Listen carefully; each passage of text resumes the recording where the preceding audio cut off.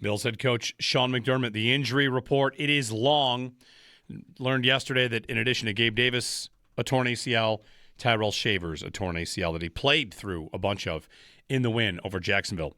Jeremy White, Sneaky Joe DiBiase, good morning. It is Wednesday, kind of your Bills Wednesday here. Warm Wednesday. Warm Wednesday. Before a freezing Thursday. Sabres play the Flyers tonight and the Montreal Canadiens tomorrow as the homestand continues. Then the Wild on Saturday afternoon before we get to Bills Broncos. On Wednesdays at 8 o'clock, we talk with the host of Locked On Bills, Joe Marino, who joins us on the Wester Hotline. Joe, good morning. Good morning, guys. Good to be on with you. We're back with another, game recap and game preview, and as long as we're keeping that cadence going, we're going to be happy. So, looking back at the Jacksonville game, Joe, I know you've studied the L-22. I think a couple things come out of it, and it's maybe number one, how surgical and how good Josh Allen was, and number two, what the Bills were able to do schematically, defensively. Sean McDermott kind of throwing the kitchen sink out there. I saw Brett Coleman said he was in his bag, and multiple other reporters and film guys just saying like how impressive a performance it was from the Bills, pretty much across the board. So where would you like to start? We'll start with Allen and how good he was, because, of course, he's always a star of the show.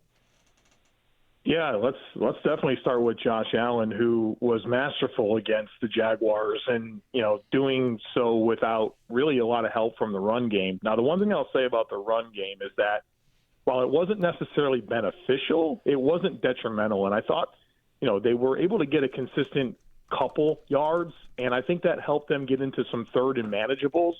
And then, of course, they were really good on possession downs. And I think maybe there's a story to tell there based on some of the just not taking negative plays. The only tackle for loss that Jacksonville had was the sack on 2nd and 8. That was it. So I think not having negative plays was really important for them kind of staying on schedule. But Josh just really stood out in this game. The completion percentage over expectation being 14%, which is like more than double the next highest player in the wild card round of the playoffs. Didn't have a turnover-worthy throw. Had the fastest average time to throw of any quarterback in the wild card round at 2.46 seconds. Had the highest check down rate at 20% of any quarterback in the wild card round. He went to his first read, the second highest rate of any quarterback in the wild card round. And it really just felt like Josh got back to the player we watched in 2024 that won the MVP, where it was, hey, just do the smart right thing with the football, take what the defense gives you, and then when you want to land those haymakers, deliver. And he did, and certainly made some huge throws down the field. The Brandon Cooks completion was unbelievable, with Devin Lloyd kind of staring down the barrel and slotting that ball down the field. The touchdown pass to Kincaid, the throw to Knox to get him down there, the throw to Coleman to set up a touchdown. I mean, it was just haymaker after haymaker, but also within the margins there, just keeping things on schedule and doing the smart right thing with the football. It was one of my favorite Josh Allen performances in a long time. That Allen throw to Cooks, Joe, one, where that ranks all time for him, I think it's one of his best throws maybe in his career.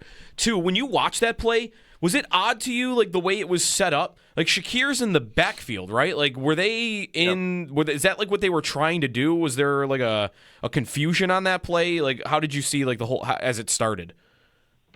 I wonder if I'd have to go back and really look at it to recall everything, but I wonder if that was a call by Josh because he wanted to have an extra blocker in, and maybe they didn't have a running back on the field. They might have been empty and then motioned him back in and just wanted another player for the surface. And, of course, the free runner comes from the other direction because they slide right. And so Deion's 1-and-1. You got 4 for 4, so Edwards slides to his right to handle the 4 they pick, and then you get a free runner. And, of course, the protection scheme is not what it's supposed to be, but there's Josh Allen once again playing above X's and O's and making an unbelievable throw on a game-winning drive on the road in the playoffs. Would a good kind of maybe comp for that throw, Joe, be is half of it that Jacksonville, he's great, but are the defenders there thinking that Cooks is not even possible? Like I'm feeling like a Steph Curry shooting from the logo level 3. Like what am I supposed to do? Am I supposed to defend that? Like nobody should be able to do that. Yes, I think that's a great call out, Jeremy. So the Jaguars were in Palms coverage, and I'm not going to pretend to know their rules specifically, but when you had the two receivers to that side, the inside, the number 2, the inside receiver ran a quick out, which then the safety is going to drive on that route. So the outside receiver runs the vertical, and the outside corner, Greg Newsome in this case, is supposed to carry that route.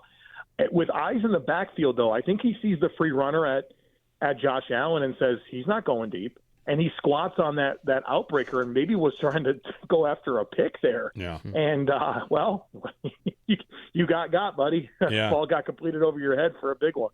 The Bills, of course, get a great push from the offensive line on the tush push. And, the game just it kind of goes their way thanks to Allen, despite the running game not producing. Khalil Shakir in this game, Joe, you feel like 12 targets, 12 catches. He made big plays after the catch. We saw the screen game that they like to use. There are plenty of fans that think they overuse it. Did you like how it was deployed in this game? I'm surprised at how effective it was, to be honest with you, because the Jaguars are such a good tackling defense. And, I think you saw that in this game. But I thought the blocking component of it was really outstanding, and you can really give a lot of credit to a bunch of different guys, whether that's Shavers, Knox, Kincaid, Hawes, Ray Davis with a huge block.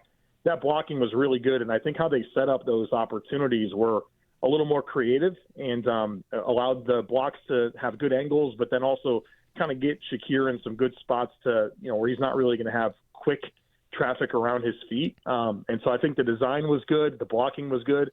And I felt like they probably needed it more than they wanted to because the run game just wasn't there. And I think some of that was an extension of their run game. And so I think he has 12 catches in the game, and certainly a lot of those were on screens. But what I really enjoyed was some of the down-the-field stuff that also existed with Khalil Shakir. And I think that's so important. When you can kind of threaten shallow but also down the field, that's going to make all of that better. And so it was cool to see kind of the full breadth of what Shakir can do for an offense on display in this game. Before we get to the defense, the injuries to both Gabe Davis and Tyrell Shavers.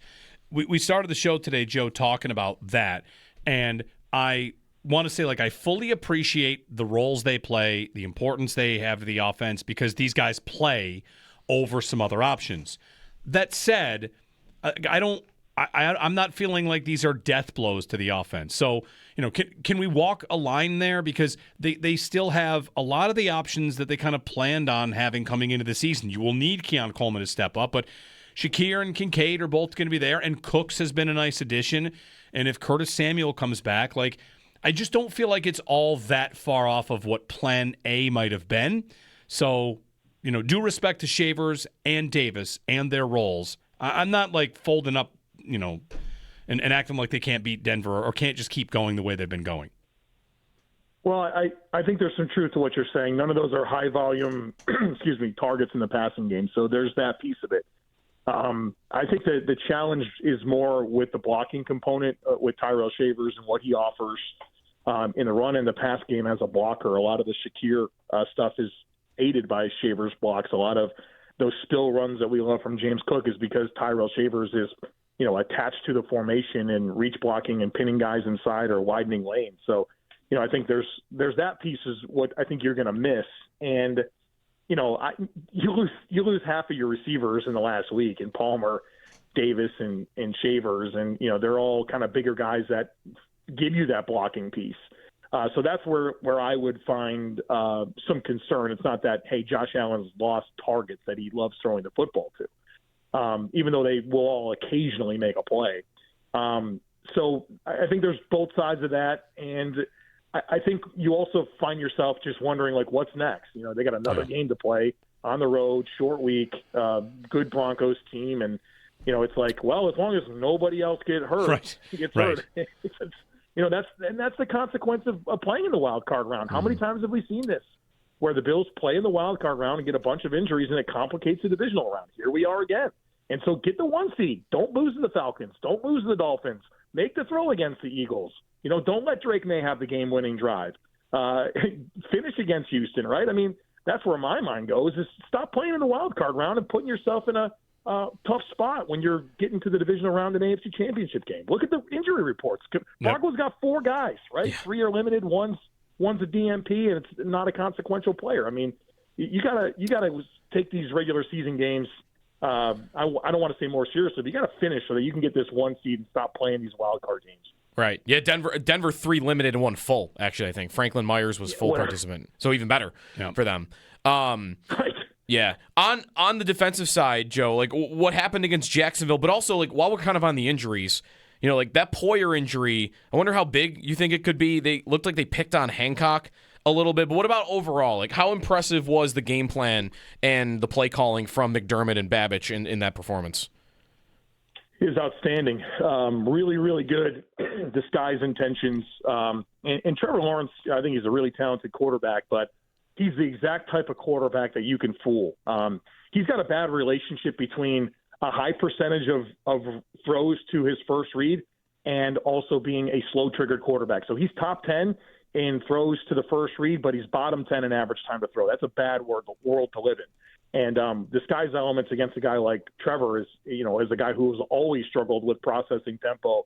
Boy, it puts him in a tough spot. I thought Trevor Lawrence was inaccurate throughout the game, made 3, mind-numbing mistakes. The early pick to Shaq Thompson, the game-sealing pick that Trey White tipped up in the air, and then you got to stay up on that 4th down run. You can't have a turnover on downs that deep into the when you're up against potentially scoring a touchdown. So mind-numbing mistakes, inaccurate throws, confused.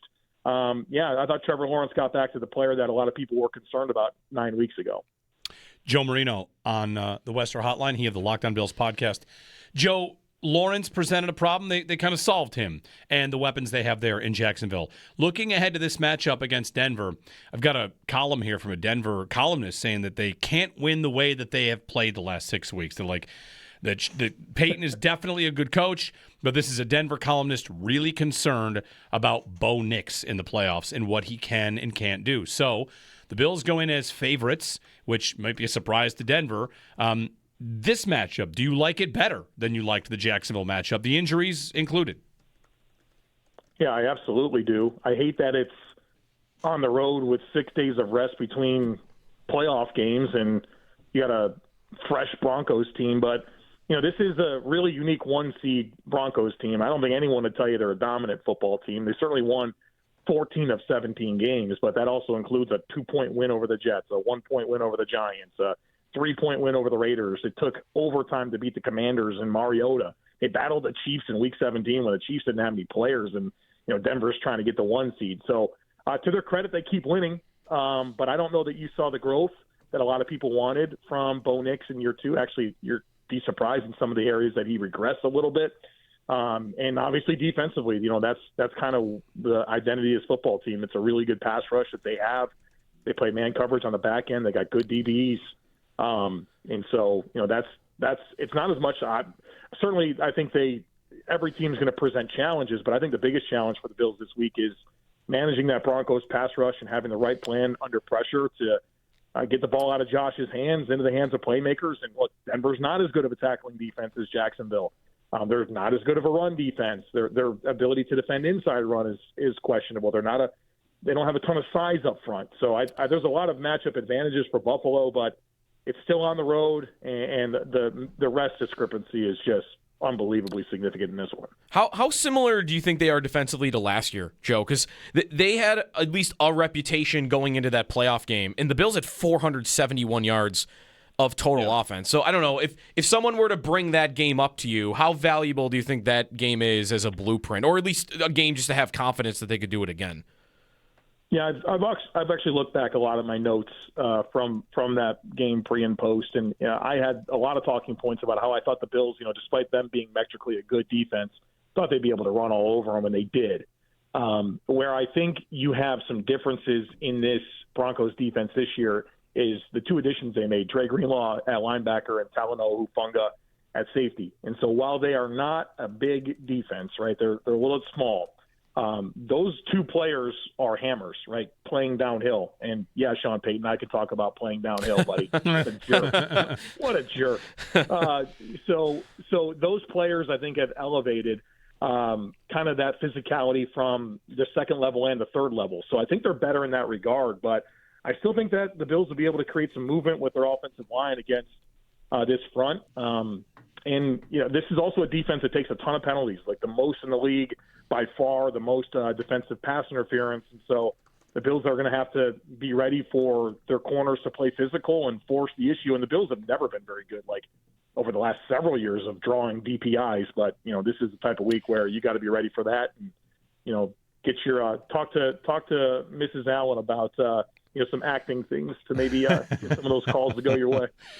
Joe, if they get through Denver, which I think a lot of us expect that they will, do you have a preference or might be the same, might be different, a pick what happens between New England and Houston?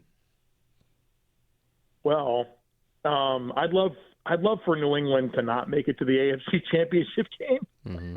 Is that because is that just the fear that you don't want to see the Patriots in the Super Bowl kind of thing? Mm-hmm. Yeah. Okay. Yeah, I don't want to see it. I don't want to see it. I know, because losing in the AFC Championship game is going to hurt no matter what, but you feel like New England would hurt more. It would hurt more. Yeah. Okay. Right. And I mean, certainly you love the opportunity to end their season. Like, that would be so cool. I'd love it. But I almost want to avoid that possibility. The Bills match up way better with New England. I think there's no question about it. Not that Houston's offense presents a lot of threats, but, I mean, come on, that defense is humming. It's phenomenal. I think the Bills can overcome it, but, I mean, it just feels like a monumental task. So I'd probably take my chances in Boston, but would certainly not love the other side of that coin. The stakes, sending right? The Patriots to the Super Bowl with Drake May in year 3 or whatever. I want to think the anxiety or the build-up or whatever to a New England AFC Championship game would almost come over top of the last couple Chief games, right? Like, because the Chiefs have beaten the Bills, so it's like, you went again, congrats. Whereas if New England goes, Joe, it would be tough. Well, and on the other side, right, like you almost nullify their division title, kind of, if you were to beat them. Yeah. Yeah, there's the other side of the coin, which is really good. It's the best possible thing. Also, on the other side is the worst possible thing. So talk about some anxiety that week, but it's really real. It's a big possibility, especially if that Houston offense looks like it did last week against Pittsburgh. Joe Marino, Locked On Bills podcast. Find everything Joe does at thejoemarino.com, all the All-22 stuff. Everything he does, great work as always. All right, Joe, we're going to plan on next week, looking back on Denver and looking ahead to be determined. Looking forward to it, guys. Thank you so much. Thanks, Joe. Joe Marino on the Western Hotline. I get that. The New England AFC Championship game, the possibility. I think it would just be an 11. I think it would be, again, I said it. Like, I think it would be a higher level of stake than even like the Chiefs. You're talking about the emotional side of who it would feel good to beat, who would feel bad to lose to. Diggs and that too, like all of it. I wonder who you'd be also at the same time be more confident you would beat. That's why I would rather I know the flip end of the coin of if you lose to New England, it's the worst feeling in the world. I am fine risking that because I'm with Joe. Like, I think New England's a better matchup, and that's got to be priority one. What gives me a better chance to make the Super Bowl? And I think the New England matchup gives them a better chance if they get through Denver. I might want to. This is a cop-out. I might want to ask after I find out how healthy the Bills get out of Denver. There are certain injuries that might change this. Like the Poyer injury is really significant. And if I'm playing against Drake May or C.J. Stroud, like Allen against Drake May without Jordan Poyer might need 30. And like if I'm playing C.J. Stroud, without Poyer, that's also bad. But Allen might only need 23. Like if I told you they lose another defensive back in this game instead of another wide receiver, that could change it a little bit. Yeah, because if I lose a defensive back, it's New England might just torch me. Whereas if I lose another receiver, I don't know. I don't know how much it changes. Yeah. Houston might just be a threat no matter what. Don't you feel like it will take more points to beat the Patriots? Yes. Oh, yeah. It'll also be easier to score those points than against Houston. My favorite thing about Houston right now is that the general thought on them is not only that they're great defensively, but that they don't even really have plays. The defense is just like, line up. Yeah. That's it. Line up because we're better than whoever we're going to see. Their variability of coverage and their variability. There's even you can even do charts how varied a defense is. And Houston's at the bottom, basically clicking one button. Right. They're playing Madden, pressing XX. Let's go. Let's play. Just play same defense. Yeah. Every time. They're that good, that talented.